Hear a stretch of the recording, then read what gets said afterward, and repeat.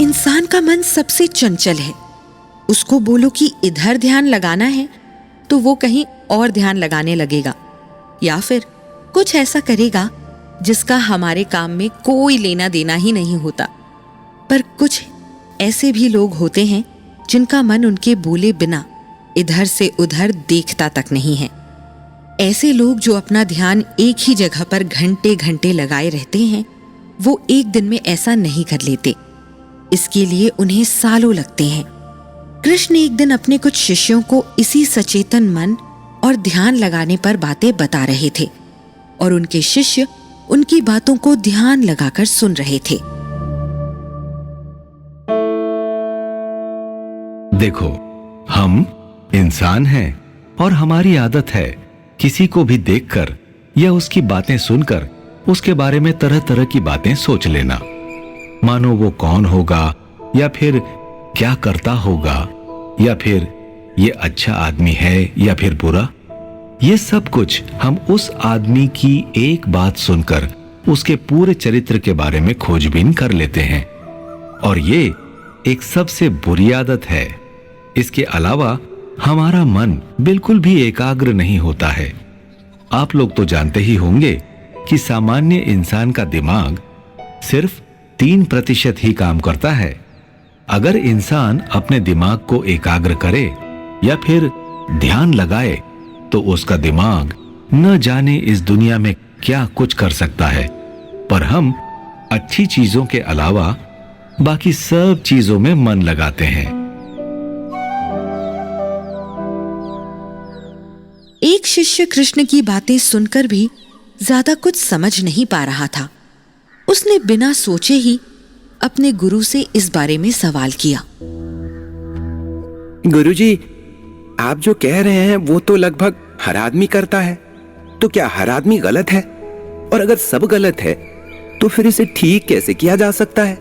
मेरा मतलब है कि इंसान को कैसे पता चलेगा कि वो जो कर रहा है वो सही नहीं है, या फिर वो जो दूसरों को लेकर कह रहा है वो भी सही नहीं है?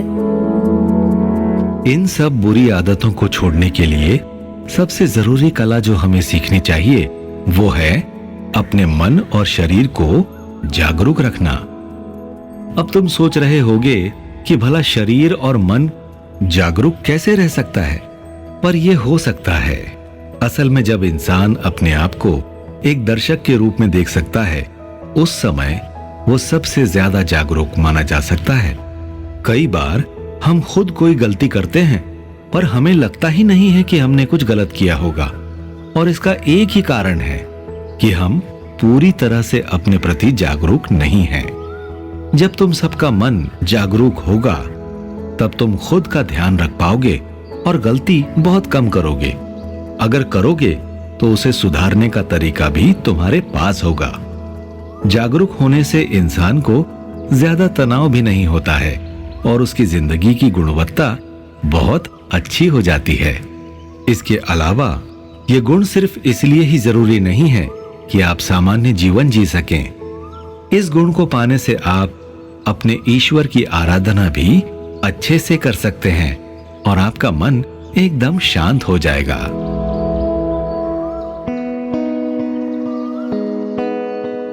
कृष्ण की बात सुनकर सब लोगों को ऐसा लग रहा था जैसे कि वो किसी जादू की कक्षा में हैं और वाकई वो अपने ईश्वर को पा सकते हैं। गुरुजी, तो हमें वो उपाय बताइए जिससे हम अपने ईश्वर और अंतर्मन मन में झांक सकें। इस जागरूकता के लिए जरूरी है कि हम रोज ध्यान लगाएं।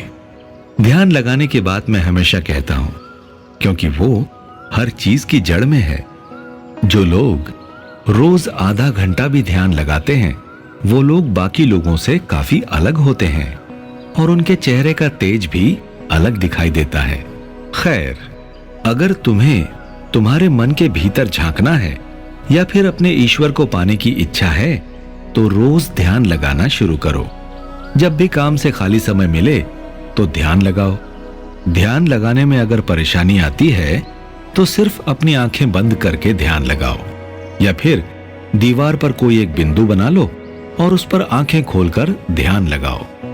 अगर तुम रोज ऐसा आधे से 1 घंटा भी करना शुरू कर दोगे तो तुम जो करोगे उसे लेकर भी जागरूक रहोगे और तुम्हारे जो शब्द होंगे वो बहुत नपे तुले होंगे। ध्यान लगाने से न सिर्फ तुम्हारी समझदारी बढ़ेगी बल्कि तुम्हारी एकाग्रता भी बढ़ेगी। ध्यान से तुम्हारी चिंता और बेवजह के डर भी गायब हो जाएंगे। तुम कुछ भी करने से पहले एक बार सोचोगे और उसे कर दोगे। बेवजह समय बर्बाद नहीं करोगे जैसा कि सामान्य लोग करते हैं। ध्यान लगाने से आपको भविष्य भी थोड़ा साफ दिखने लगता है। तुम सब कोशिश करो कि ध्यान लगाने का काम तुम रोजमर्रा की जिंदगी में शामिल कर लो। गुरुजी, लेकिन हम रोजमर्रा की जिंदगी में ध्यान कैसे लगा सकते हैं? आप तो जानते हैं घर में कितना शोर शराबा होता है, और ऐसे में क्या ध्यान लगाया जा सकता है? ये सवाल बहुत जरूरी है क्योंकि बहुत सारे लोगों को ये भी पता नहीं है कि कब और कैसे ध्यान लगाना चाहिए। ध्यान लगाने का सबसे अच्छा समय सुबह होता है या फिर शाम को सूरज डूबने के समय। बाकी समय भी कर सकते हैं, पर उस समय ध्यान लगाना काफी कठिन पाया गया है।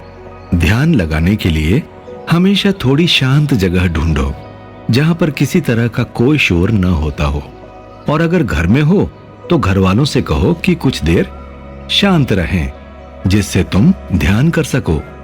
मुझे नहीं लगता है कि तुम्हारे घर वाले तुम्हारे काम में बाधा डालेंगे। इसके अलावा कई बार ध्यान लगाना, अकेले लगाना कई लोगों को परेशान कर देता है, तो ऐसी स्थिति में किसी और को भी साथ रखें और साथ में ध्यान करें। अगर किसी के साथ भी ध्यान लगाना मुश्किल होता है तो किसी गुरु को रख सकते हो या फिर ध्यान लगाने की कई विधियों को देख सकते हो, क्योंकि भारत में कई तरह की ध्यान लगाने की विधियां हैं और सब उतनी ही कारगर हैं। उन विधियों में से जो भी तुम्हें ठीक लगे उसके गुरु से उसे पूरी तरह सीख लो और फिर उसे अकेले में करो। जब तक कोई भी विधि तुम्हें पूरी न आए उसे अकेले करने की कोशिश मत करो। सामान्य ध्यान लगाने की विधि आप अकेले कर सकते हैं। तो क्या सिर्फ कुछ दिन ध्यान लगाने से हमारा दिल दिमाग जागरूक हो जाएगा? कुछ दिन कुछ भी करने से कुछ नहीं होता बच्चे। किसी भी चीज का निरंतर अभ्यास ही आपको कुछ दे सकता है। ध्यान जब तुम अपने दिन में जरूरी काम की तरह करोगे तब जाकर ये तुम्हें कुछ फल देगा। जब तुम अच्छे से ध्यान करना सीख जाओगे और वाकई ये तुम्हारी जिंदगी का हिस्सा होगा तो तुम महसूस करोगे कि तुम किसी भी बात पर ज्यादा बेवजह नहीं सोचते और न ही फालतू चिंता करते हो। तुम लोगों को देखकर उनके चरित्र की फालतू बातें नहीं करते हो, बल्कि सिर्फ ऐसी बातें करते हो जो वाकई काम की हो। ध्यान लगाते हुए कभी कभी तुम्हें यह एहसास होगा मानो एक पल को तुम्हें याद ही नहीं था कि तुम कहां पहुंच गए थे, और उसी पल में कहते हैं हमें ईश्वर मिल जाता है। किसी को ईश्वर याद नहीं रहता है, पर उस एक पल में क्या हुआ होता है ये भी किसी को याद नहीं रहता है। खैर, ईश्वर मिलना तो एक दूसरी बात है। इस इंसानी जिंदगी को चिंता मुक्त जीना ईश्वर से मिलने जैसा ही है। अपने गुरु की बातें सुनकर सब शिष्यों ने मन बना लिया था कि वो अपने दिन के कामों में ध्यान को भी शामिल करेंगे। हमें भी अपनी भाग दौड़ भरी जिंदगी में ध्यान को शामिल करना चाहिए। विपश्यना या फिर इसके जैसी तमाम ध्यान के शिविर लगते हैं जो ध्यान करने के तरीके बताते हैं। वो सीखकर आप अकेले अभ्यास कर सकते हैं। कृष्ण अपनी हर बात पर ध्यान लगाने की बात कर रहे हैं, तो जरूर ध्यान करने से कुछ फायदा ही होता होगा। हमें कुछ दिन ध्यान करके देखना ही चाहिए कि क्या वाकई कृष्ण सही कह रहे हैं। भले ही 10 मिनट निकालें, पर जरूर ध्यान करें। इससे आपका तनाव, चिंता सब कुछ ना के बराबर हो जाएगी।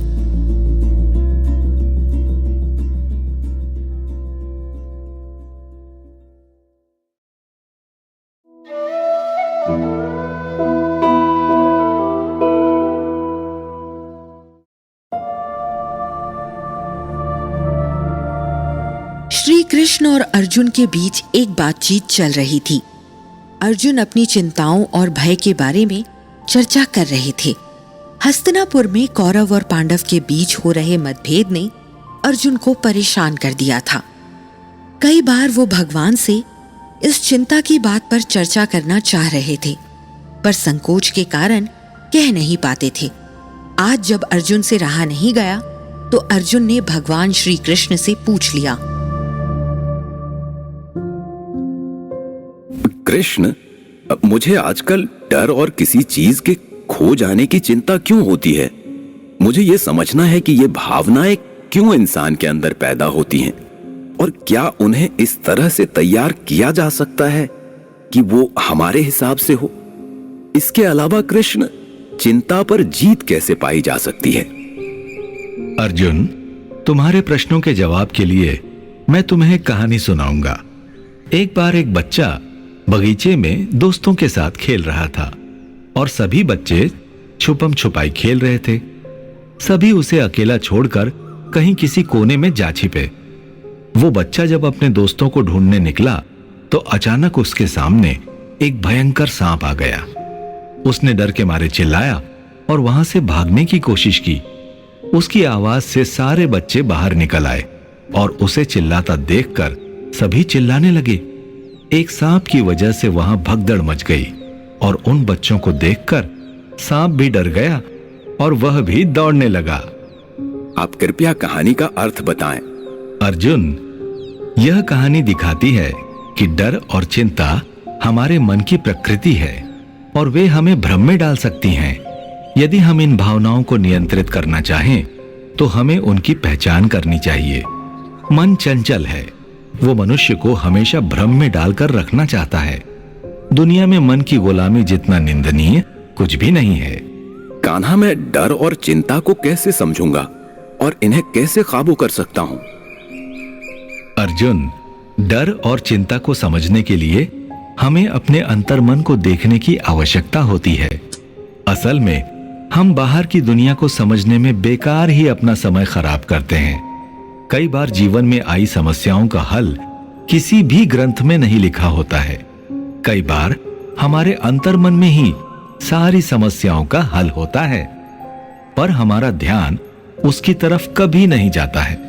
प्राणायाम और ध्यान की सहायता से अपने मन की सांसों को जांचें और उन्हें शांति से समझें। ये अभ्यास धीरज, स्थिरता और शक्ति का विकास करेगा जिसकी तुम्हें जरूरत है। आप बिल्कुल ठीक कह रहे हैं। जब मैं बालक था मैंने कभी व्यर्थ की चिंता नहीं की थी। उस समय सब कुछ अपने मुताबिक ठीक चल रहा था, पर जैसे जैसे उम्र और अपेक्षाएं बढ़ी हैं, हर बात पे मैं असंतुष्ट होता जा रहा हूं। कृपया अब आप मुझे अंदर की शांति को पाने के लिए गुरु ज्ञान दें और इसे प्राप्त करने के लिए आवश्यक उपाय बताएं, जिससे मैं इस कष्ट से हमेशा के लिए मुक्ति पालूं।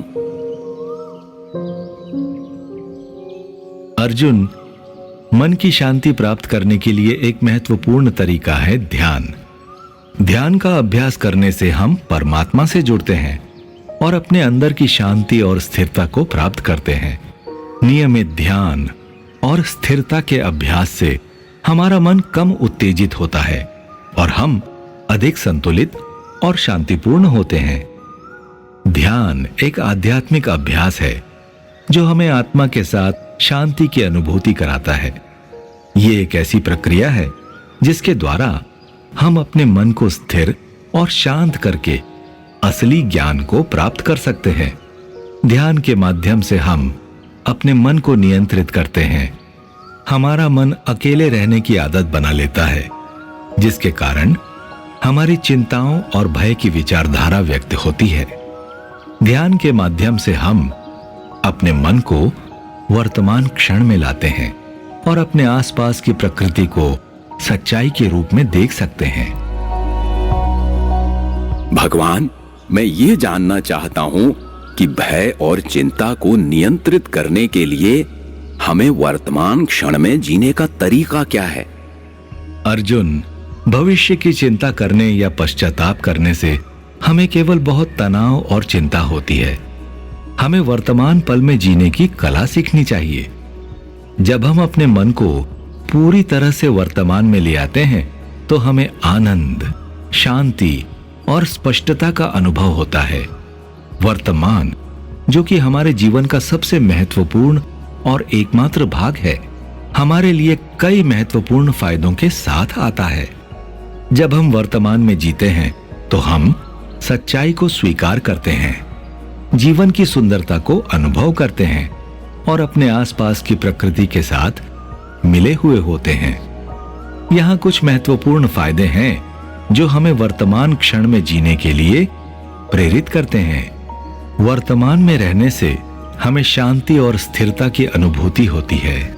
हम बाहरी तंगी और मानसिक चिंताओं से मुक्त होते हैं और एक आंतरिक शांति का अनुभव करते हैं। वर्तमान में रहने से हम सच्चाई को स्वीकार करते समय हिचकते नहीं हैं। वर्तमान में जीने से हम अवसरों को बेहतर ढंग से पहचान सकते हैं और उनका समाधान कर सकते हैं।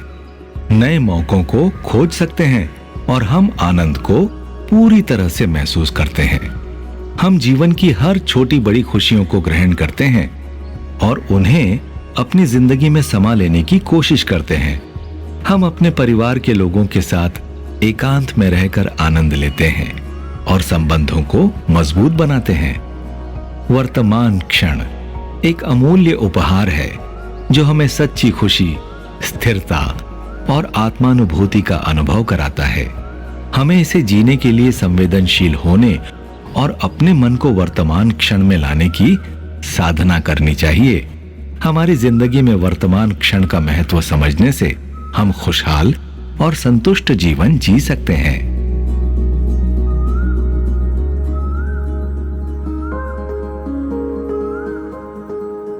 भय और चिंता को काबू में करने के लिए हमें कौन से सकारात्मक कार्य करने चाहिए? अर्जुन, भय और चिंता को दूर करने का एक और महत्वपूर्ण उपाय है सकारात्मक काम करना।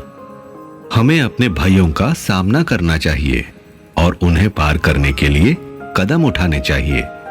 यह हमें संयम, आत्मविश्वास और सकारात्मक बदलाव लाने में मदद करेगा। जब हम सकारात्मक कार्य करते हैं तो हमारी आत्मा में उत्साह, शक्ति और सुरक्षा का अनुभव होता है। मैं आपकी बात समझा नहीं कान्हा। देखो, जीवन में सकारात्मक कार्य करने का मतलब यह है कि हमें जो भय और चिंता ने घेर लिया है, किसी भी काम के शुरू करने से पहले जो डर हमें सताता है, जब हम सकारात्मक मन से किसी भी कार्य को अपना लेते हैं तो हमें आत्मविश्वास, सुरक्षा और संतुलन की अनुभूति होती है।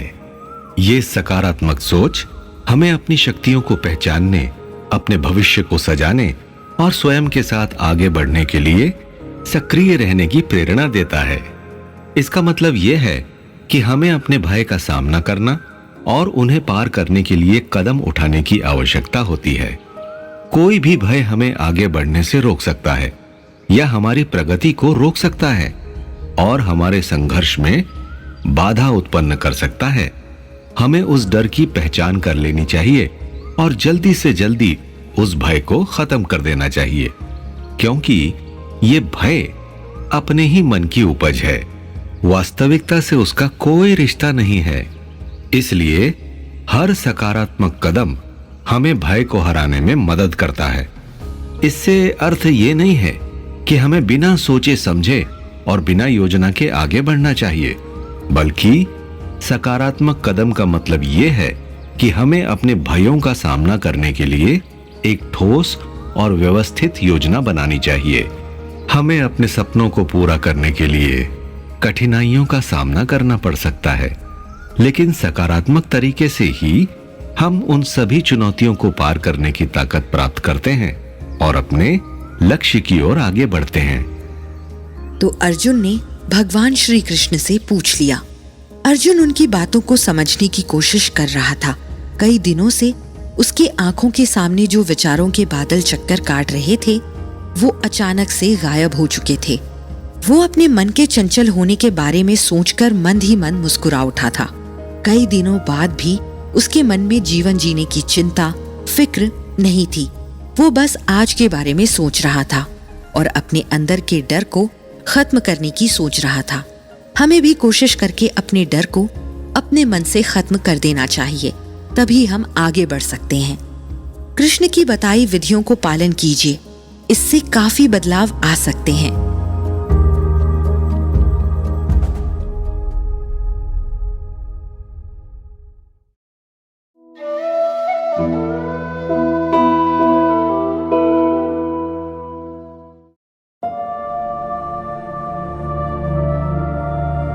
एक दिन कृष्ण के एक शिष्य ने कृष्ण से पूछा, आजकल सभी लोग आत्मविश्वास के ऊपर ज्ञान बांट रहे हैं, जो कि मेरी समझ के बाहर है। किसकी बात को मैं सही मानूं? कैसे समझूं कि इसके लाभ क्या हैं? आप मुझे विस्तार से इस बारे में बताइए। कृष्ण की पत्नी सत्यभामा उनके बगल में खड़ी होकर उनकी बातों को बड़े ध्यान से सुन रही थी।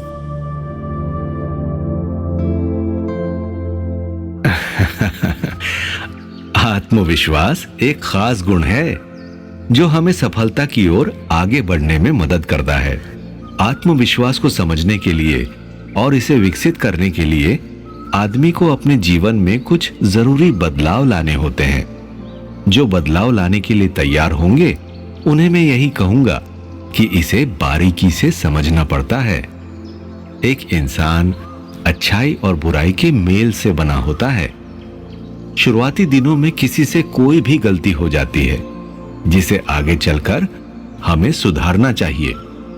इस दुनिया में हर इंसान में कुछ न कुछ अलग करने की क्षमता होती है जिससे वह दूसरों से अलग होता है। इसलिए हमें अपने गुणों को पहचानना और उसे स्वीकार करना चाहिए।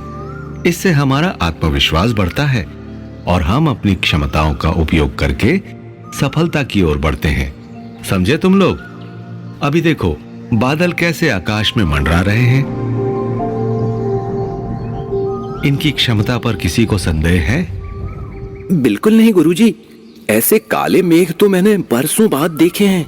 लगता है बारिश होने को है। अरे ये देखो, बारिश शुरू हो गई। तभी पूरे इलाके में झमाझम बारिश गिरने लगी। सभी शिष्य तितर बितर हो गए। हर किसी के अपने अपने काम थे। सत्यभामा भी दौड़कर घर की तरफ भागी। श्री कृष्ण भी घर की तरफ लौट गए। घर पहुंचते ही सत्यभामा ने गीले कपड़े बदल लिए। जब कृष्ण भी कपड़े बदल के लौटे तो सत्यभामा ने उन्हें द्वार पर ही रोक लिया और साथ बैठकर बारिश का आनंद उठाने लगी। दोनों काफी देर तक आसमान में फैले काले मेघ देखते रहे। सत्यभामा कई दिनों से एक बात कहना चाहती थी। आज जब उसे मौका मिला था तो ये मौका अपने हाथों से कैसे जाने देती। उसने कृष्ण से अपने मन की बात कही। हे कृष्णा, हम भी जानना चाहते हैं कि आत्मविश्वास क्या होता है और हम अपने आत्मविश्वास को कैसे मजबूत बना सकते हैं। कृपया हमें आप अपने अनुभव से ये बताएं, मुझ में आत्मविश्वास है कि नहीं? हाँ सत्यभामा, ये एक गुण है जो हर इंसान में होता है। ये भेदभाव नहीं करता है, सब में बराबरी से होता है। ये हमें खुद पर विश्वास करने की हिम्मत देता है। ये हमें अपनी क्षमताओं को स्वीकार करने में मदद करता है। जैसे कोई आदमी चाहे तो पहाड़ काटकर रास्ता बना सकता है, कोई चाहे तो पथरीली जमीन को खेती करने लायक बना देगा, कोई चाह भर ले तो खूंखार जानवर को साध कर उसकी सवारी कर सकता है। ये सब सिर्फ आत्मविश्वास से ही हो सकता है। मतलब हमें अपने गुणों की पहचान करनी चाहिए और उन पर ध्यान लगाना चाहिए। इससे हमारा आत्मविश्वास बढ़ेगा। तुमने सही कहा सत्यभामा। यदि हम अपने गुण पर ध्यान केंद्रित करेंगे तो हम अपने आत्मविश्वास का विकास करेंगे। एक और तरीका है कि हमें अपने डर से डरना नहीं चाहिए, बल्कि उसका सामना करना चाहिए। हमें अपने डरों को स्वीकार करना चाहिए और उनसे लड़ना चाहिए। जब हम अपने डरों का सामना करेंगे तब भी हमारा आत्मविश्वास बढ़ेगा। हाँ, मैं समझती हूँ, पर डर का सामना करना आसान नहीं होता है। कोई कैसे सामना करेगा? सत्यभामा, किसी भी डर का सामना करना आसान नहीं है। डर ने हर इंसान के मन में गहरी जगह बना ली है।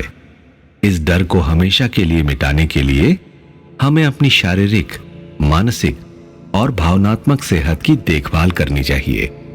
नियमित रूप से व्यायाम, सही खान पान, पर्याप्त आराम और ध्यान के अभ्यास से इसे हराया जा सकता है। एक बार तुम मेरे बताए गए रास्ते पर चलकर देखो तो तुम जल्दी ही डर पे जीत पा जाओगे।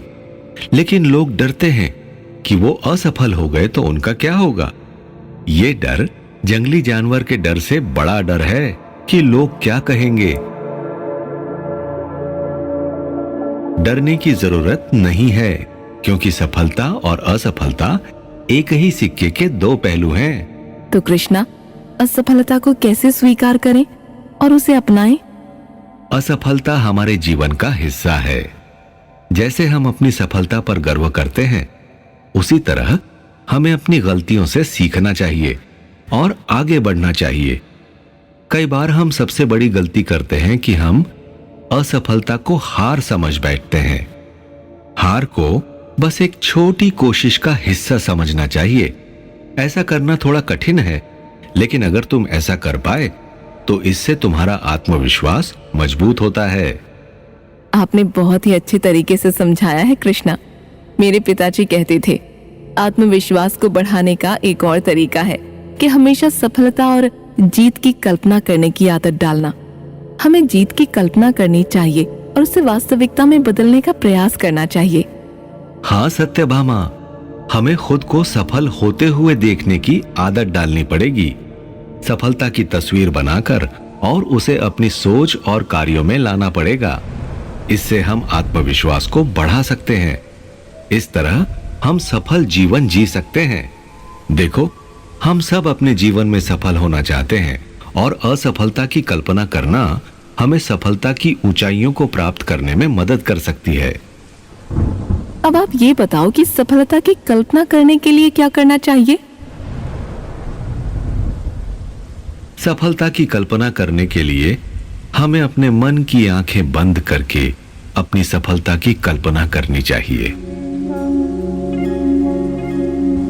हमें यह विचार करना चाहिए कि हम अपने लक्ष्य को पूरा कर चुके हैं और उसे महसूस कर रहे हैं। जैसे ही हम इस कल्पना में जीना शुरू करेंगे, हमारा मनोबल और आत्मविश्वास बढ़ेगा। सफलता या जीत की कल्पना करते समय हमें यह भी समझना चाहिए कि कैसा महसूस होगा जब हम अपने लक्ष्य को पूरा करेंगे। हमें यह विचार करना चाहिए कि हमें कितनी खुशी होगी, जीतने का सुख कितना मजेदार होगा।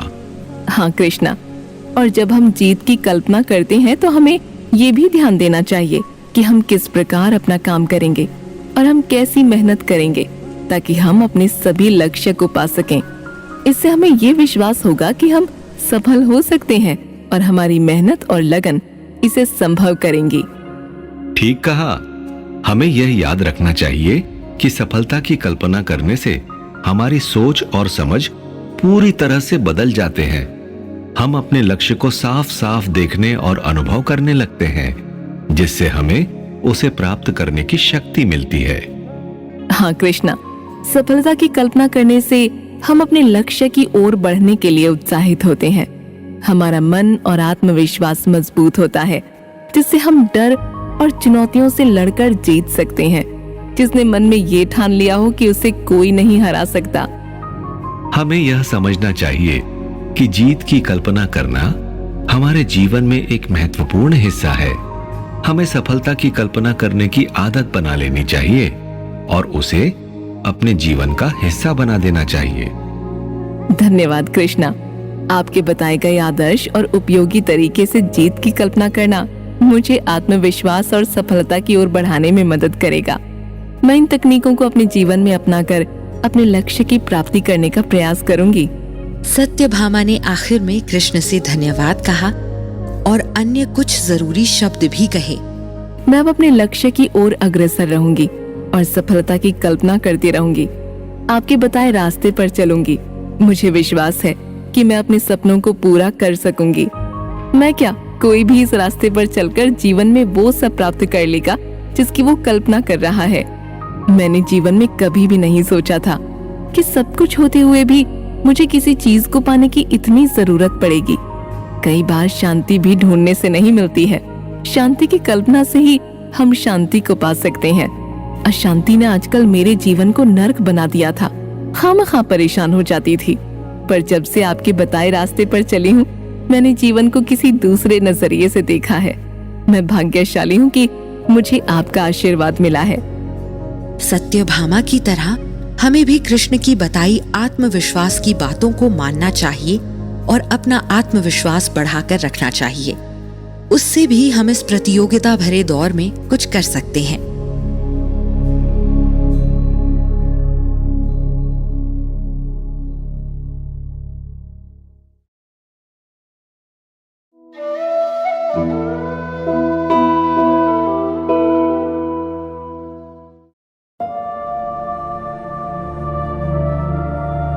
हम अपनी जिंदगी में कई काम करते हैं, उसमें से कुछ कामों में हम सफल होते हैं और कुछ कामों में असफल हो जाते हैं।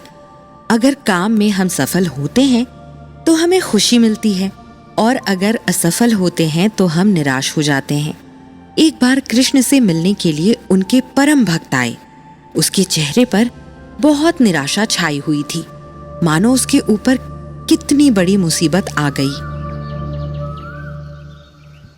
कृष्ण के सामने आते ही उसने बहुत दुखी और निराशा के भाव से उन्हें बताया, कान्हा, मेरी जिंदगी में पता नहीं क्या चल रहा है। मैं कोई भी काम करता हूँ उसमें असफल हो जाता हूँ। ना जाने कितने सालों पहले मैंने अपनी जिंदगी में सफलता का स्वाद चखा था, और जब मैं असफल हो रहा हूँ तो मेरी आगे कुछ भी करने की इच्छा ही नहीं होती है। ऐसे में मैं क्या करूं? अगर ऐसे में निराश रहूंगा तो मैं तो आगे कुछ भी नहीं कर पाऊंगा। मुझे कुछ रास्ता दिखाइए कान्हा। कृष्ण ने अपने भक्त की बात को ध्यान से सुना और वो समझ रहे थे कि ऐसी समस्या क्यों हुई है। अक्सर जिंदगी में एक बार ये मौका आता है जब किसी ना किसी चीज में असफल होते ही मन निराश हो जाता है और इतना निराश होता है कि आपको जिंदगी जीना ही बेमानी सा लगता है। कृष्ण ने उस भक्त की समस्या को सुनकर समझाया, देखो, जब भी हम कोई काम करते हैं तो इस बात का 100% विश्वास नहीं होता है कि अगर हम उस काम में सफल हो जाएंगे, चाहे वो रिश्ता हो या वो नौकरी हो या फिर किसी तरह की परीक्षा, हम उस पर काम करते हैं ताकि कुछ आगे बढ़ सके, सीख सके। सफल होंगे या नहीं होंगे इतना कोई नहीं सोचता है। अगर हमें नौकरी नहीं मिलती या हमारा कोई रिश्ता टूट जाता है या फिर हम परीक्षा में असफल होते हैं तो उससे दुख जरूर होता है, पर ये एक परीक्षा भी होती है हमारे धैर्य की। ये असफलता इस बात का मौका होती है कि हम आगे और सीखेंगे, मेहनत करेंगे और आगे बढ़ेंगे। कान्हा, आप जो बातें कह रहे हैं वो सब ठीक है, पर जब हम असफल होते हैं तब हमारे अंदर इतना आत्मविश्वास भी नहीं बचा होता है कि हम आगे कुछ भी कर सकें। ऐसे में कैसे हम आगे बढ़ेंगे और कैसे मेहनत करने की कोशिश करेंगे? आत्मविश्वास कहां से हमारे अंदर फिर से आएगा? बिल्कुल सही सवाल किया है तुमने, लेकिन यही तो परीक्षा की घड़ी है। परीक्षा और आत्मविश्वास जगाने की घड़ी। जब आदमी 10 बार प्रयास करता है तब एक बार सफल होता है। ऐसा नहीं होता है ना कि हम पहली बार कोशिश करें और पहली बार ही पहाड़ पार कर लें। देखो, मैं तुम्हें तो समझा रहा हूं, वो बहुत सामान्य बात है, लेकिन उसे समझने में लोगों को कई साल लग जाते हैं।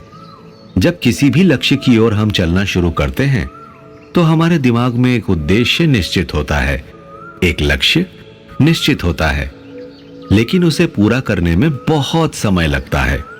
उसमें बहुत सारी ठोकरें आती हैं, बहुत से पत्थर आते हैं जिन्हें पार करने में समय लगता है, और बहुत चोटें आती हैं। कई बार चोट इतनी गहरी होती है कि उससे उबरने में बहुत समय लगता है, लेकिन यही तो जीवन है ना। इसी से तो हमें आगे बढ़ना है, इन्हीं चोटों को हराना है।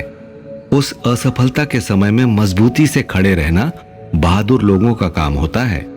जो ऐसा करते हैं वो लक्ष्य की तरफ ज्यादा मजबूती से आगे बढ़ते हैं। तुमने देखा होगा कि जिन लोगों को चोटें नहीं मिलती है वो मजबूती से नहीं खड़े हो पाते हैं और लक्ष्य की तरफ उतनी मजबूती से भी आगे नहीं बढ़ पाते हैं। अगर उन्हें कुछ मिलता भी है तो वो लोग उसे पचा नहीं पाते। कान्हा, आप जो कह रहे हैं सब कुछ ठीक है, पर फिर भी मैं आत्मविश्वास नहीं जगा पाता हूं। मुझे ऐसा लगता है मैं जो करना चाहता हूं वो सब गलत है और मैं अपने लक्ष्य में 2-3 बार असफल हो चुका हूं। ऐसा लगता है कि शायद मैं जिस रास्ते से जा रहा हूं वो गलत है।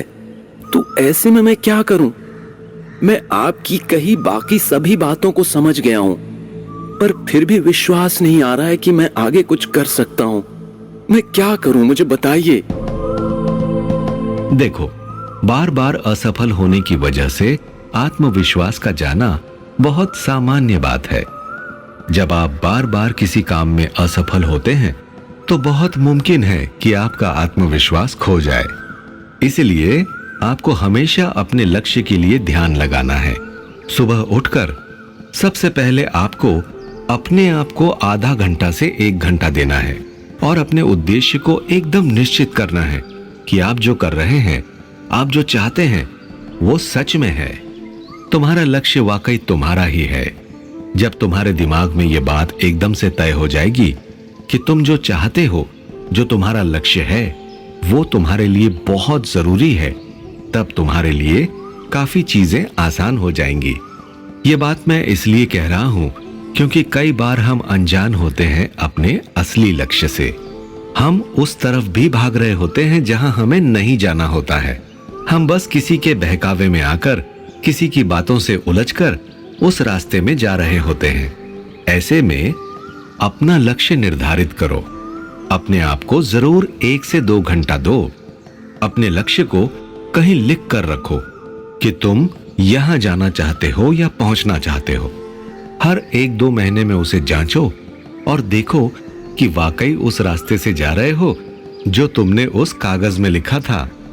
जब तुम्हें ऐसा लगता है कि शायद तुम अपने लक्ष्य से भटक रहे हो, बार बार असफल हो रहे हो, तो ऐसे लोगों की तरफ देखो जो कुछ भी हासिल करने के लिए बार बार असफल हुए हों, लेकिन फिर भी हिम्मत नहीं हारी। असफल होने के बाद जब वो वहां पहुंचे हैं तो कितनी मजबूती से खड़े होते हैं। जो लोग बिना असफल हुए कहीं पर पहुंच जाते हैं ना, वो उतनी मजबूती से वहीं खड़े नहीं हो पाते हैं। मजबूत पैर जमाने के लिए असफल होना बहुत जरूरी है, तभी तो आपको सफलता का स्वाद पता चलेगा। अगर तुम असफल नहीं होगे तो तुम्हें कैसे पता चलेगा कि सफलता कितनी अच्छी होती है। आप हमेशा सफल हुए हैं तो आपको इसकी कीमत का पता नहीं चलेगा। इसलिए आपको अपने लक्ष्य को पाने के लिए असफल होना सबसे ज्यादा जरूरी है। जब असफल होगे तो हर कदम फूंक फूंक कर रखोगे, हर काम सोच समझ कर करोगे।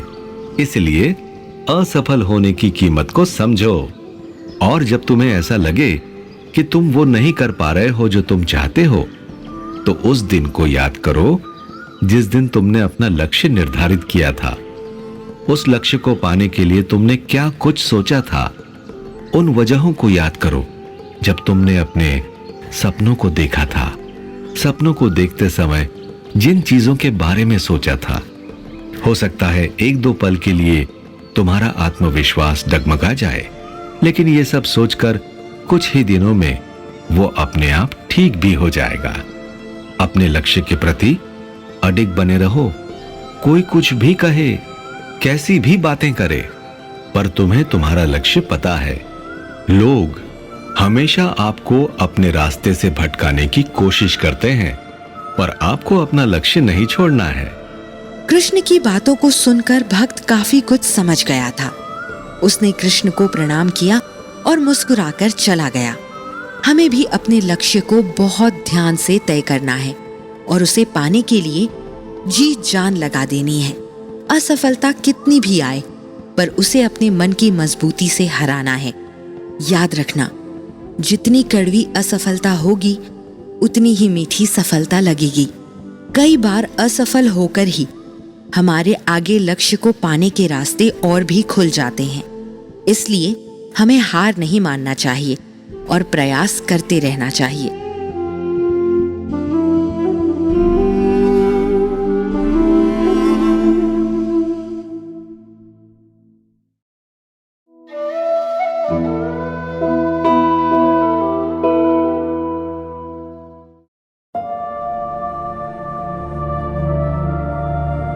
हमने हमेशा देखा है कि जिन लोगों का जीवन में लक्ष्य होता है, जिन्हें कुछ पाना होता है, वो हमेशा कितने उत्साहित रहते हैं।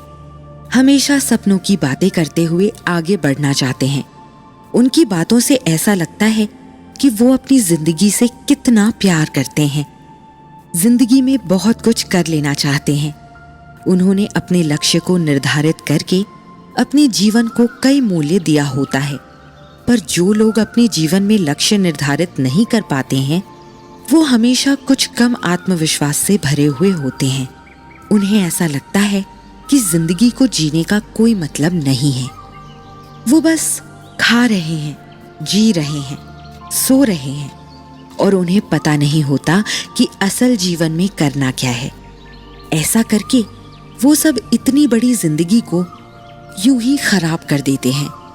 पर श्री कृष्णा ने अपनी बातों में बताया है कि कैसे लक्ष्य निर्धारित करके अपने जीवन को अच्छा बना सकते हैं और लक्ष्य निर्धारित करना कितना जरूरी है। बिना लक्ष्य के आपका जीवन बहुत ही खाली सा लग सकता है और लक्ष्य लाकर उसे अर्थ दिया जा सकता है। राधा कृष्ण से बहुत प्यार करती थी और राधा को हमेशा एक बात बहुत सताती थी। शायद उनके जीवन का उद्देश्य सिर्फ कृष्ण से प्रेम करना है। उनके मन में ये सवाल हमेशा घूमता रहता था। एक दिन वो इसी बारे में कान्हा से बात करने के लिए आईं।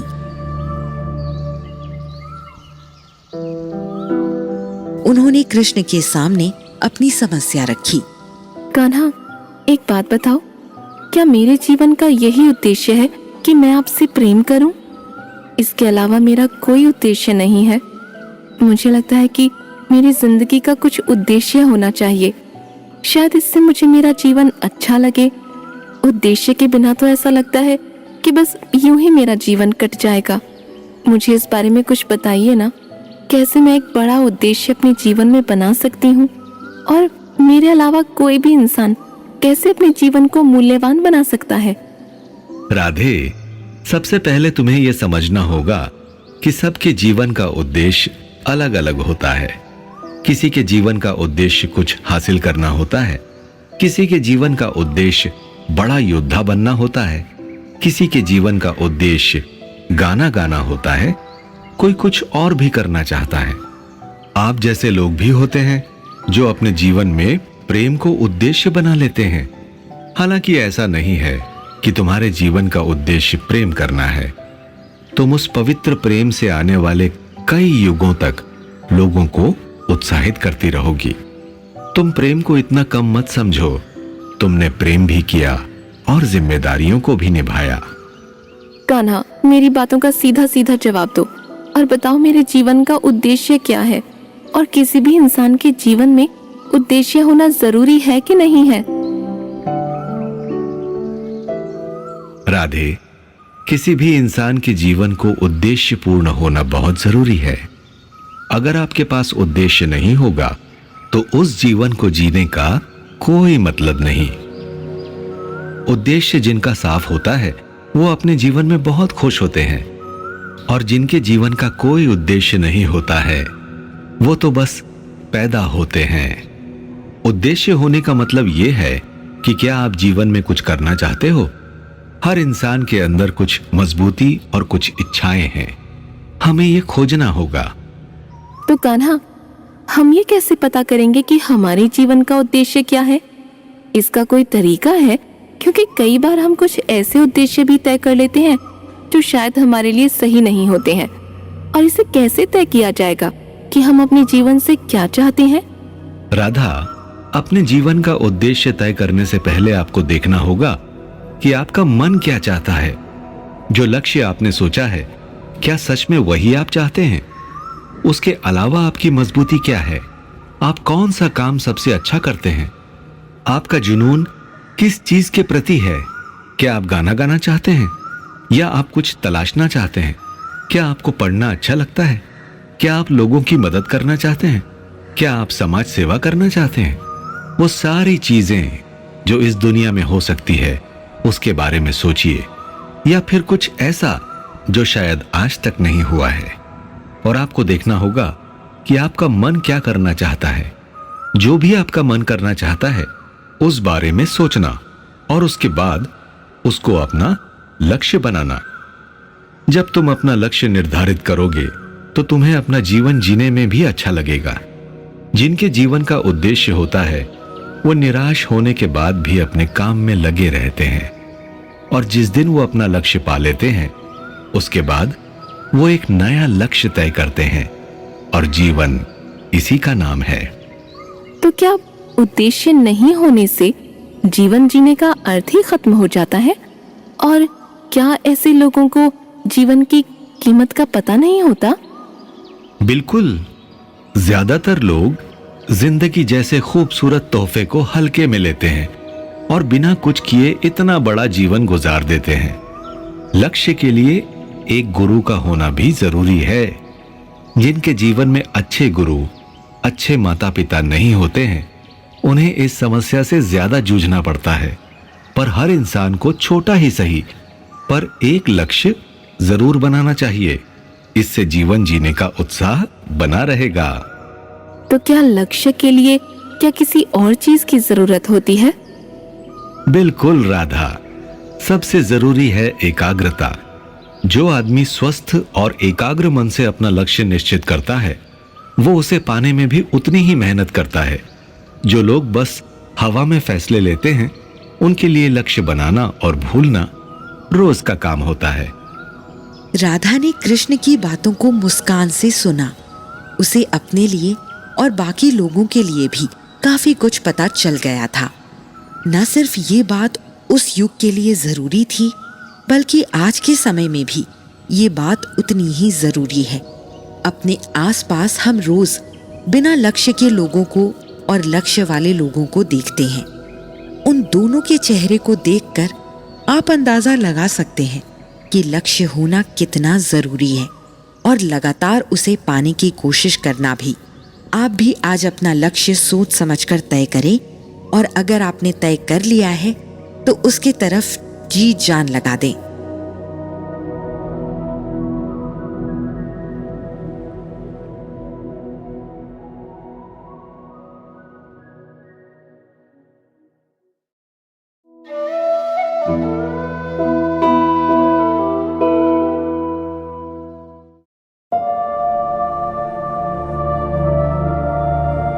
ऐसा कितनी बार होता है जब हम किसी को धन्यवाद कहते हैं, शुक्रिया अदा करते हैं।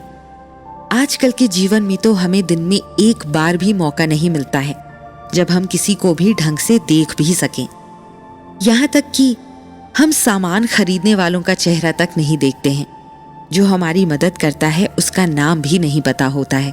और ऐसी स्थिति में कृष्ण ने हमें सिखाया है कि कैसे हमें लोगों को धन्यवाद करना चाहिए, कैसे उनकी मदद के प्रति हमें बहुत आभार व्यक्त करना चाहिए, और अपनी बताई हुई बातों से वो आने वाले समय को भी ज्ञान देते हैं।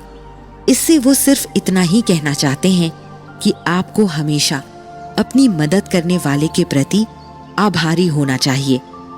एक बार ऐसे ही श्री कृष्ण अपने शिष्यों को बहुत कुछ बता रहे थे, और वो लोगों का आभार व्यक्त करने की जो शिक्षा है, इस पर एक बड़ी बात कह रहे थे। उन्होंने शिष्यों को बताया, देखो, जिंदगी में सबसे जरूरी बात क्या है? आपने देखा होगा कि बहुत सारे लोग हमारी मदद करते हैं। हमारे माँ बाप जो हमें बचपन में पालते हैं, वो अपना जीवन भूलकर हमारा ख्याल रखते हैं, और हम बच्चों ने कभी समय निकालकर एक बार भी उन्हें धन्यवाद कहा है? हमारे भाई बहन, हमारे दोस्त, हमारे परिवार से जुड़े हुए हमारे आसपास कितने ही लोगों को हम धन्यवाद कहते हैं, उनके प्रति आभारी होते हैं, जबकि इन्होंने हमारे जीवन में एक बड़ा बदलाव किया होता है।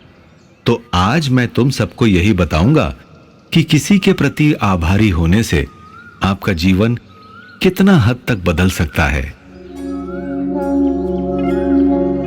अपने गुरु की बातें सब लोग ध्यान से सुन रहे थे। एक शिष्य के मन में सवाल आया। गुरुजी, सिर्फ किसी को धन्यवाद कहने से या मन में उनके लिए आभारी महसूस करने से हमारा जीवन कैसे खुशहाल हो सकता है? क्या जो भाव हमारे मन में उनके लिए महसूस हो रहा है उससे हम भी अच्छा महसूस कर सकते हैं? देखो, हमारी बहुत सारे लोग मदद करते हैं, कई बार छोटी मोटी तकलीफ ही सही। जब हम उसमें फंसे होते हैं तो कोई आदमी हमें बचा लेता है, पर हम अपने आप में इतने व्यस्त होते हैं कि उनमें से किसी को धन्यवाद नहीं कहते। अगर कोई हमारी मदद कर रहा है तो बदले में उसकी मदद करने के लिए कभी नहीं सोचते। और जहां तक बात है आभार व्यक्त करने की, तो यदि कोई हमारी छोटी सी भी मदद करे तो उसे तुरंत धन्यवाद करना चाहिए, और न सिर्फ शब्दों से बल्कि पूरे मन से। कई बार तो न सिर्फ धन्यवाद देना चाहिए बल्कि उसे यह भी बताना चाहिए कि किस तरह उसने आपके जीवन को अच्छा बनाया है और मदद की है। जब आप उसे ये सब कहेंगे तो उसे बहुत अच्छा महसूस होगा।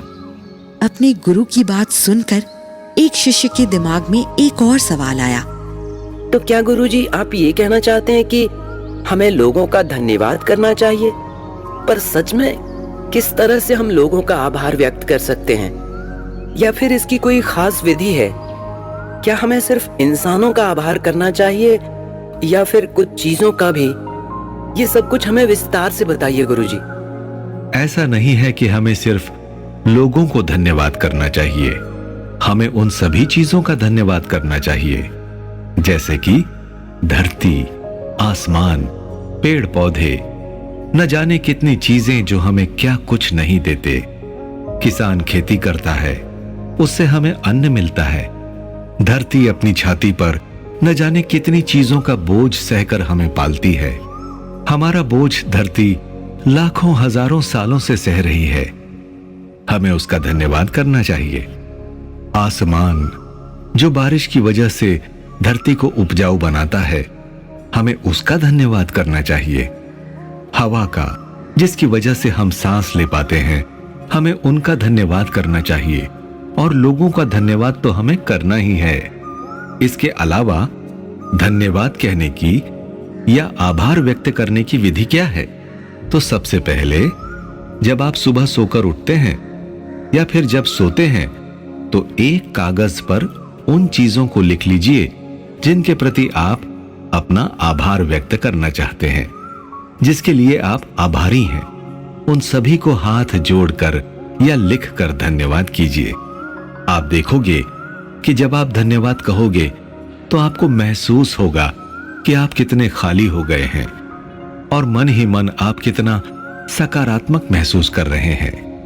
आपकी मदद के लिए आप किसी को भी इनाम दे सकते हैं। जब आप किसी को कोई इनाम देंगे तो आप देखेंगे कि आपके सामने वाले इंसान के चेहरे पर कितनी खुशी आई है। दूसरे को खुशी देना इंसान को सबसे ज्यादा खुशी देता है और ये सुखी होने का सबसे बड़ा संकेत है। ऐसा करके आप सभी लोगों का धन्यवाद करना सीख सकते हैं। इसके अलावा जब आप आभार व्यक्त करते हैं तो आप लोगों से संबंध भी अच्छे बनाते हैं। लोग ये समझते हैं कि आप एक बेहतर इंसान हैं और आपको भी लगता है कि सामने वाला एक बेहतर इंसान है। धन्यवाद आप तभी कर सकते हैं जब आप चीजों को बहुत ही सकारात्मक भाव से देखते हैं। अगर आप चीजों को या लोगों को नकारात्मक भाव से देखेंगे तो आप कभी भी किसी को भी धन्यवाद नहीं कह पाएंगे। इसलिए हर चीज में, हर इंसान में सिर्फ सकारात्मक भाव देखें। जब आप हर चीज में सकारात्मक भाव देखेंगे तो हर चीज आपको एक अच्छा भाव ही वापस लौट आएगी। इसलिए हम लोगों को हर इंसान से यह कहना चाहिए कि वो कितने अच्छे हैं। आपके इतने अच्छे और सकारात्मक भाव की वजह से आप महसूस करेंगे कि आसपास का माहौल कितना खुशनुमा हो चुका है। इस आदत की वजह से आपका आत्मविश्वास भी हमेशा बढ़ा हुआ रहेगा और दिमाग में कोई चिंता भी नहीं रहेगी।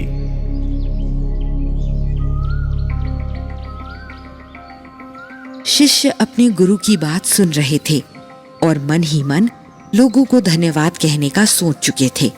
सबसे पहले उन्होंने अपने गुरु को ही धन्यवाद कहा। इस ज्ञान के लिए धन्यवाद गुरुजी। इसी तरह हमें भी अपने आसपास के उन सभी लोगों को शुक्रिया करना चाहिए जिन्होंने आपके जीवन को जरा भी बदला है। उन चीजों का भी शुक्रगुजार होना चाहिए जो आपको आसानी से मिल जाती हैं और कई लोगों को नहीं मिलती हैं।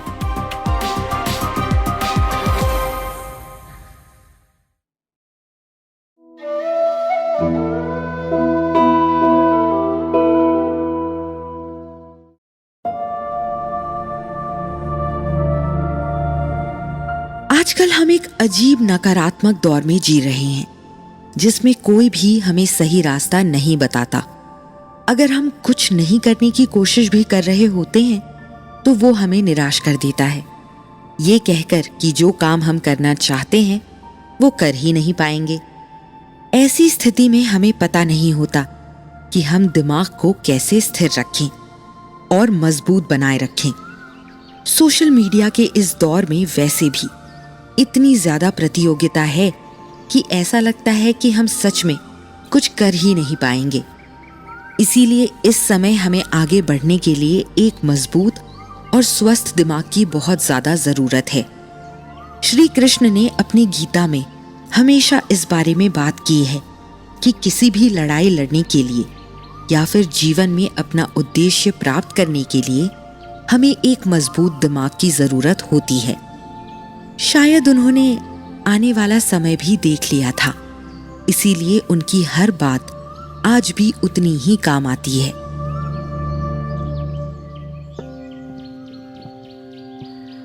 कृष्ण, मैं कुछ भी जीवन में नहीं कर पा रहा हूं। मेरे पास के लोग मुझे कभी भी किसी बात को लेकर उत्साहित नहीं करते हैं। यहां तक कि जो मैं करना चाहता हूं उसे देखकर वो कहते हैं कि मैं उसे कर ही नहीं सकता हूं। ऐसे में कैसे मैं आगे बढ़ूंगा और अपने जीवन में क्या कर सकता हूं? मुझे कुछ बताइए, क्योंकि मेरे अंदर ना तो उत्साह रहा है काम करने का और ना ही मेरे भीतर ऐसा मजबूत मन बचा है जिससे मैं आगे कुछ करना चाहूं। कान्हा, मुझे रास्ता दिखाइए।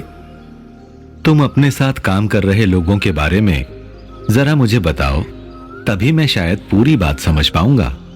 जिन लोगों के साथ मैं काम करता हूं उन्हें मुझ पर विश्वास भी नहीं है कि मैं कुछ कर सकता हूं। वो हमेशा यही सोचते रहते हैं कि मैं जिस समाज में पैदा हुआ हूं मैं वैसा ही काम कर सकता हूं। इसके अलावा उन्हें मेरी काबिलियत पर और मेरी बुद्धि पर जरा भी विश्वास नहीं। ऐसी स्थिति में मैं कैसे काम कर सकता हूं? कृष्ण उसे देख रहे थे और उसके बाद उन्होंने उसके दिमाग और उसकी बुद्धि को समझने की कोशिश की।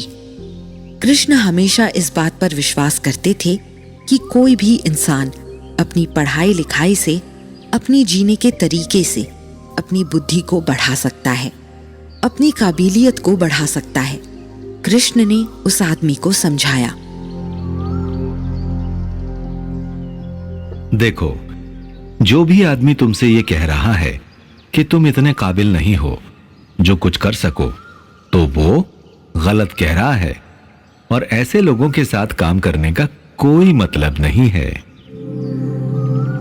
हमेशा ऐसे लोगों के साथ काम करना चाहिए जो तुम्हारी काबिलियत पर, तुम्हारी बुद्धि पर विश्वास करते हैं। अगर तुम्हारे साथ काम करने वाला तुम पर विश्वास नहीं करता है तो वो तुम्हारे साथ अच्छे से काम ही नहीं कर सकता और ऐसे आदमी के साथ काम करके तुम कुछ भी नहीं सीख पाओगे। इसके अलावा जो तुमसे नीचे काम कर रहे हैं, तुम्हें उनकी काबिलियत और बुद्धि पर भी भरोसा करना होगा, क्योंकि किसी भी इंसान की काबिलियत बचपन से तय नहीं होती। वो इंसान मेहनत करके अपनी काबिलियत को अच्छा बना सकता है। कन्हैया, अपनी काबिलियत और अपनी बुद्धि को कैसे बढ़ाया जा सकता है? मुझे इसका रास्ता दिखाइए। हो सकता है कि जो मेरे से बड़े हैं वो सही ही कह रहे हों कि मेरी काबिलियत उतनी नहीं, लेकिन जैसा कि आपने कहा कि कोई भी कुछ खास तरीकों से अपनी बुद्धि को बढ़ा सकता है, मुझे उन तरीकों को बताइए। अपनी काबिलियत और बुद्धि को बढ़ाने के कई सारे तरीके हैं। सबसे पहले अगर आप जीवन में चुनौती लेना सीख लीजिए। कोई भी अगर ऐसी चुनौती आती है जिसे देखकर आपको लगता है कि नहीं, आप उसे नहीं कर पाएंगे, तो इस चुनौती को किसी भी कीमत पर स्वीकार कीजिए। और जब आप उस चुनौती को पूरा करने की कोशिश करेंगे तो आपको बहुत अच्छा लगेगा। जब हम अपने सुविधाजनक माहौल में रहते हैं जो कि आपको चुनौती नहीं देता है, तो आप चुनौती लेने से डरने लगते हैं। इसलिए सबसे पहले उन चुनौतियों का मुकाबला कीजिए। असफल होने का डर अपने अंदर से निकाल दीजिए। जो होगा देखा जाएगा। दूसरा तरीका यह है कि अगर कोई आपके काम की बुराई कर रहा है या फिर आपकी आलोचना कर रहा है, तो आपको उसकी बातों का बुरा नहीं मानना है, बल्कि आपको उसकी आलोचना को ध्यान से सुनना है और यह समझने की कोशिश करना है कि वो आदमी आपकी आलोचना क्यों कर रहा है। जब आप आलोचना को स्वीकार करेंगे तो आप अपने आप ही अपनी काबिलियत को बढ़ा हुआ पाएंगे। आपकी बुद्धि और ज्ञान भी इससे बढ़ेगा। तीसरा तरीका यह है कि जब भी आपको ऐसा लगता है कि कोई चीज आपको नहीं आती है, तो आपको उसे सीखना चाहिए। डरना नहीं चाहिए कि क्या पता आपको आएगा कि नहीं, क्योंकि जब भी समय गुजरता है और नया दौर आता है तो उसके साथ कुछ नई चीजें आ जाती हैं। आपको उन नई चीजों और नई कलाओं को सीखना चाहिए। और चौथा ये कि जब भी आप किसी चीज में आगे बढ़ें, आपको कुछ भी हासिल हो तो उसे उत्साह से मनाइए। किसी नई चीज को सीखने या फिर पूरा करने के लिए अपने आप को शाबाशी दीजिए। हमेशा अपने काम के प्रति ईमानदार रहें और बदलाव को अच्छा महसूस करें, और इसी तरह से आप आगे बढ़ते रहेंगे।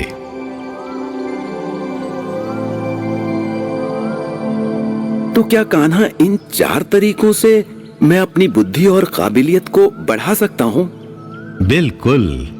अगर तुमने इन चीजों पर ध्यान दिया और नई चीजें सीखते रहे, चुनौतियों को स्वीकार करते रहे, अपनी आलोचनाओं को दिल से स्वीकार किया और उस पर काम किया, तो तुम आसानी से बहुत काबिल हो जाओगे।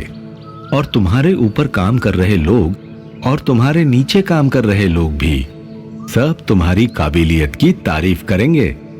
और अगर नहीं भी करते हैं तो तुम्हारा काम सीखना है और आगे बढ़ना है। इसके अलावा तुम कुछ नहीं कर सकते। लोगों की बातों में मत आओ और उनकी बातों से इतना मत डगमगाओ। सिर्फ अपने काम पर ध्यान दो। कृष्ण की बात सुनकर भक्त समझ गया कि उसे क्या करना है। वो हाथ जोड़कर वहां से चला गया।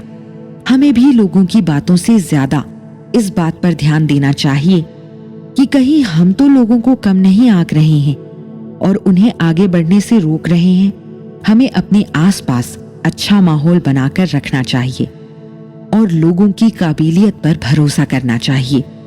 गीता में हमें कृष्ण ने ये बताया है कि न सिर्फ हमें एक मजबूत और स्थिर दिमाग की जरूरत है, बल्कि एक ऐसे दिमाग की जरूरत है जो इंसान को आगे बढ़ने के लिए प्रेरित करते हैं। स्वस्थ दिमाग को ये विश्वास होता है कि किसी का कुछ भी इतिहास रहा हो, पर अपनी काबिलियत के दम पर वो अपने जीवन में बड़ी उपलब्धि हासिल कर सकता है, बजाय ऐसे कमजोर और नकारात्मक दिमाग के जो हमेशा सामने वाले में नुक्स निकालते रहते हैं और उस दिमाग को हमेशा यही लगता है कि सामने वाला आदमी जीवन में कुछ भी नहीं कर सकता है। इन सब से अलग कृष्ण हमेशा लोगों को प्रोत्साहित करने की बात करते हैं।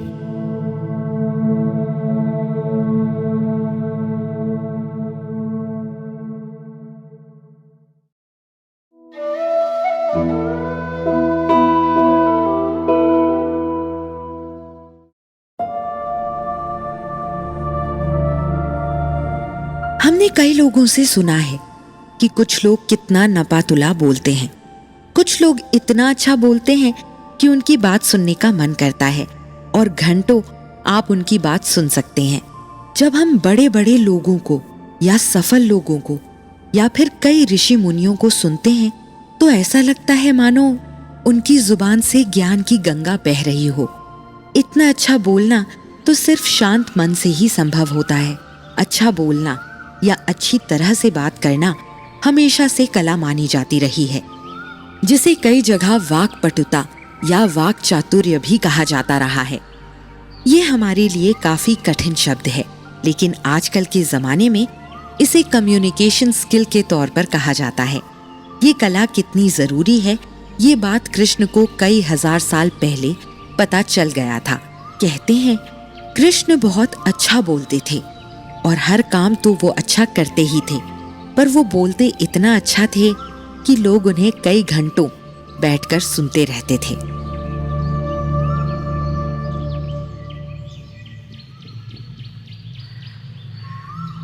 एक बार कृष्ण की पत्नी रुक्मणी, जो हमेशा सोचती थी कि कृष्ण की बातें लोगों को क्यों इतना रिझा लेती हैं और कृष्ण कैसे लोगों को अपनी हर बात के लिए मना लेते हैं, उन्होंने ये सब सोचकर अपने पति कृष्ण से बहुत ही मधुर आवाज में सवाल किया। स्वामी, एक बात बताइए, ये आप इतना अच्छा कैसे बोलते हैं? और ये बोलने की भी कोई कला होती है क्या? और इसकी हम इंसानों को कितनी जरूरत है, ये भी मुझे समझाइए। कृष्ण अपनी पत्नी की बात सुनकर थोड़ा सोच में पड़े हुए थे कि आखिर उनकी पत्नी ऐसा सवाल क्यों कर रही थी, पर वो जानते थे कि अगर उनकी पत्नी कोई सवाल कर रही है तो कोई कारण जरूर होगा।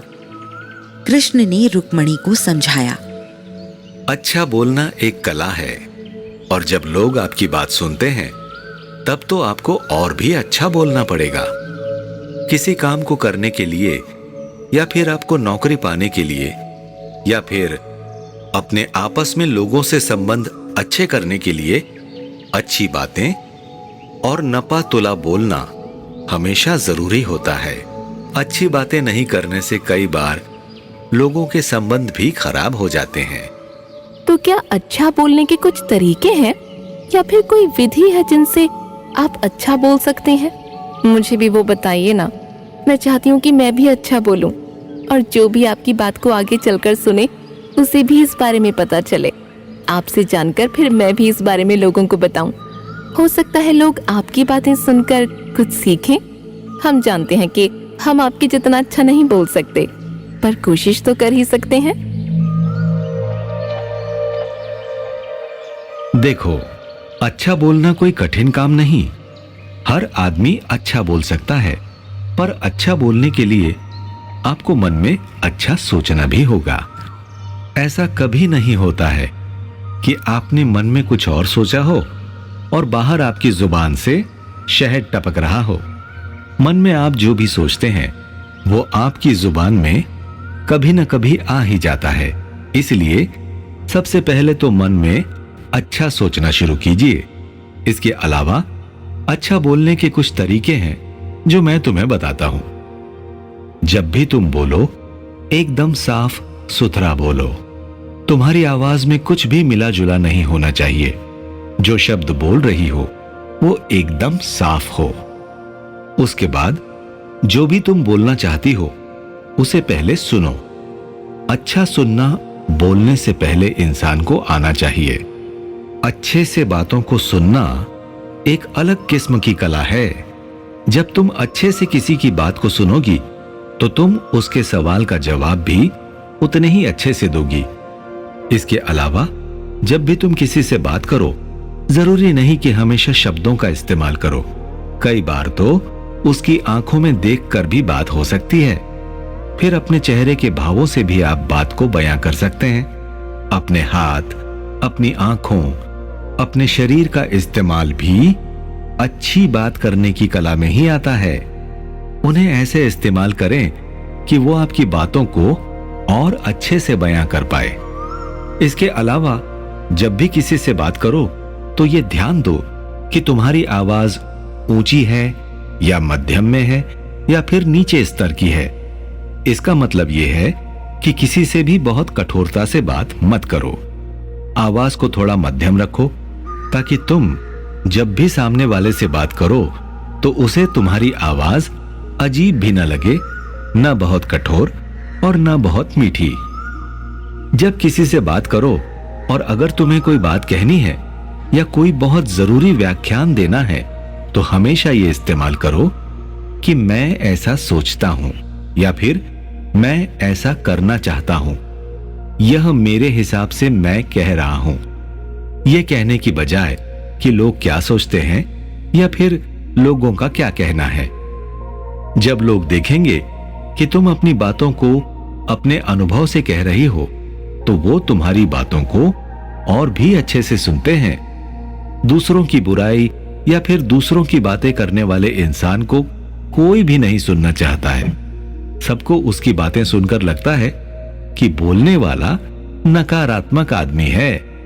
इसके अलावा जब भी तुम बात करो, सामने वाले के भाव को देखकर समझो कि वह तुम्हारे बात करने के तरीके को कैसे देखता है, कैसे सुन रहा है।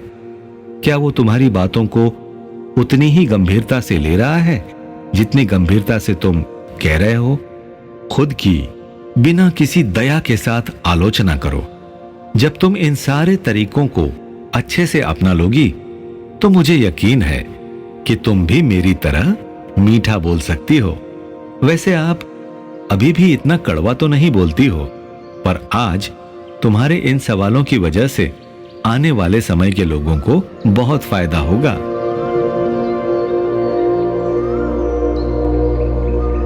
मैं आपसे इन सब सवालों को इसलिए पूछ रही हूँ ताकि आने वाले समय में मैं बाकी लोगों को मीठा बोलने या फिर अच्छा बोलने की इंसानी विधियों को बता सकूं। बाकी मैं भी आपकी तरह बोलने की कोशिश करूंगी।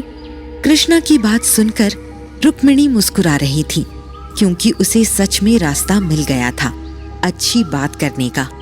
उसे अब पूरा यकीन था कि अब वो उन लोगों को भी इस बारे में बता सकेगी जो लोग कठोरता से बात करते थे, जिन्हें पता ही नहीं था कैसे बात करते हैं। हमें भी अच्छा बोलने का अभ्यास करना चाहिए और सामने वाले की बातों को अच्छे से सुनने का भी। अगर हम ढंग से सुनेंगे ही नहीं तो कहेंगे क्या? इसलिए कृष्ण की बताई विधियों को अपनाएं और अपने काम को अपनी बातों से बेहतर करें।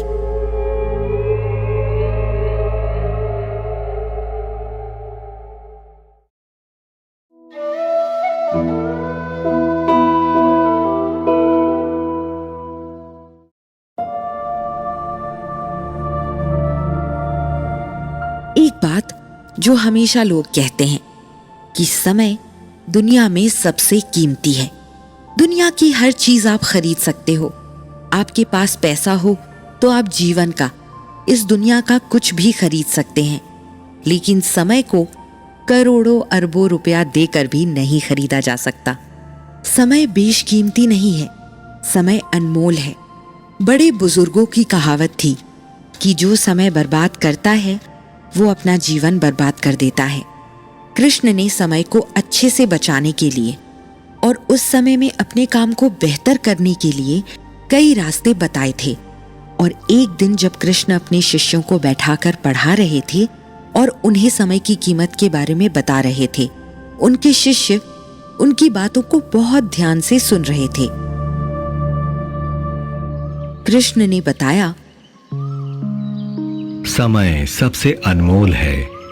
देखो, जिसने भी समय को अपने हिसाब से चलाना शुरू कर दिया है वो जीवन में बहुत कुछ हासिल कर सकता है। जिंदगी में सबसे जरूरी है समय के हिसाब से अपने आप को चलाना, क्योंकि समय को आप वापस नहीं ला सकते हैं। सब कुछ वापस आएगा, पर लाख कोशिश करके भी समय वापस नहीं आएगा। इसलिए समय को व्यवस्थित ढंग से इस्तेमाल करने के लिए कई तरीके हैं जो आज मैं तुम्हारे साथ साझा करूंगा। कृष्ण की बात को उनके शिष्य बहुत ध्यान से सुन रहे थे। इसमें से एक शिष्य ने उनकी बातों को अच्छे से सुनकर उनसे एक सवाल किया। तो क्या गुरुजी हम सच में समय को बहुत अच्छे तरीके से इस्तेमाल कर सकते हैं? क्या समय वाकई हमारे हिसाब से चल सकता है?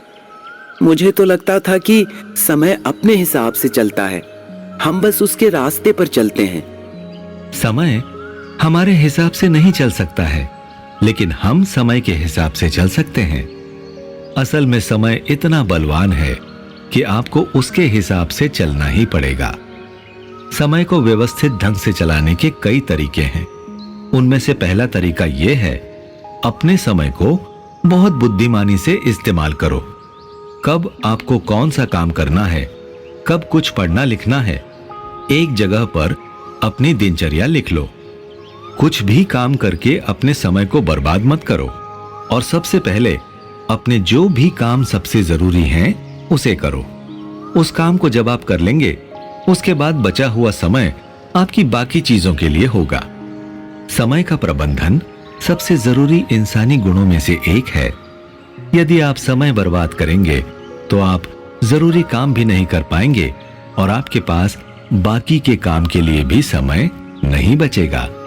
इसके अलावा समय बचाने का तरीका है कि अपने काम को बिल्कुल भी कल के लिए ना टालें। अगर आपकी आदत हमेशा काम को टालने की है या फिर आप हमेशा समय बर्बाद करते हैं, तो कोशिश कीजिए कि काम को टाले नहीं। जो काम जिस समय का है उसे उसी समय पूरा करें। ऐसा करने से आपका समय बचेगा और आप किसी भी तरह का समय बर्बाद नहीं करेंगे और बाकी चीजों को भी अच्छे से कर पाएंगे। दिमाग में चिंता भी नहीं रहेगी। उसके अलावा जो भी काम आपको मिला है उसे वर्तमान समय में ही पूरा करो और उसी समय में रहो। ऐसा नहीं है कि आप बैठे आज में हैं और सोच रहे हैं कल के बारे में या फिर भविष्य के बारे में सोच रहे थे। बेवजह आने वाले कल के सपने सजा रहे हैं। ये सब सोचना बिल्कुल भी जरूरी नहीं। इसलिए हमेशा वर्तमान समय में उपस्थित रहें। फालतू के हालातों और चीजों से उलझे नहीं। फालतू की बातों में अपने दिमाग को भटकाएं नहीं। उसके अलावा जब भी आप कोई काम करते हैं, उस काम के बीच में छोटा सा आराम भी लें। आराम लेना कोई गलत बात नहीं है। आराम लेने से न सिर्फ आपका दिमाग और शरीर शांत होता है, बल्कि आपके अंदर और भी काम करने की इच्छा जाग जाती है। आपका दिमाग पूरी तरह से ताजा हो जाता है और फिर आप नए तरीके से, नए सिरे से फिर काम शुरू करते हैं। बीच बीच में कुछ पलों का अंतराल आपको दिन भर ताजा महसूस करने में मदद करता है।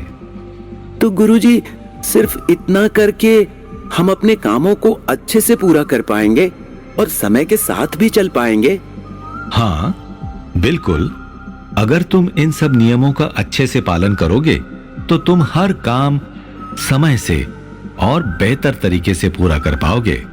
आजकल जब समय बिजली की गति से भी तेज भाग रहा है, तो हमें समय का बड़ा ध्यान रखना होगा और समय को अपने हिसाब से चलाकर हम बेवजह की चिंता से बच सकते हैं और अपने काम को बेहतर बना सकते हैं।